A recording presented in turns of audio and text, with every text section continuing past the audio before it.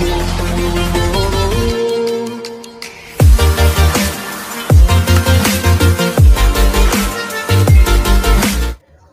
वालेकुम वीवर्स, मैं हूं हकीम आबिद उस्मान। आप देख रहे हैं मेरा यूट्यूब चैनल आबिद दवाखाना।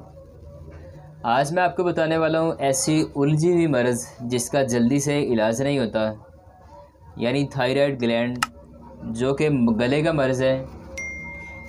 थायराइड ग्लैंड ये मर्ज़ लेथोस्पर्मिन की कमी से पैदा होता है।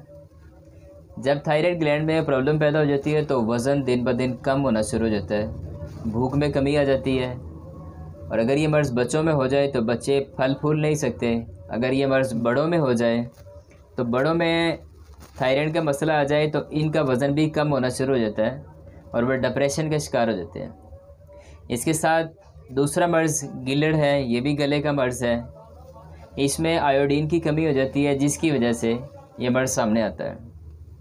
आज मैं आपको थायराइड ग्लैंड और गिलड़ के मर्ज़ को बहुत जल्द कंट्रोल करने के लिए एक सिर्फ दवा बताने वाला हूँ, जो कि सस्ता, बेज़रर, नहायत आसान इलाज है। इसके अलावा इस जड़ी बूटी को एलर्जी यानी ख़ारिश, चंबल, दद्दर, जज़ाम के मर्ज़ में हम इस दवा को कामयाबी से इस्तेमाल कर रहे हैं। इसके अलावा इस दवा को दांतों का जल्द हिलना या दांतों में दर्द रहना रेशा की वजह से, उसमें भी बहुत फ़ायदेमंद साबित हुआ है। इस दवा को तेल में जला के सर पर लगाने से गंजेपन यानी बाल आना दोबारा से शुरू हो जाते हैं और इस तेल को सर में लगाने से मुकम्मल तौर पे जुओं का ख़ात्मा होता है। आइए नाजरीन, आज मैं आपको बताता हूँ इस जड़ी बूटी का नाम जल नीम है, जो कि नमी वाली जगह पर ज़्यादातर नहरों के किनारे पाई जाती है या बरसात के मौसम में पंजाब के इलाके में ज़्यादातर पाई जाती है। इसका जायका कड़वा तलख होता है, जैसे नीम का जायका होता है, इसीलिए पुराने तिब्बा कराम ने इसका नाम जल नीम रखा है।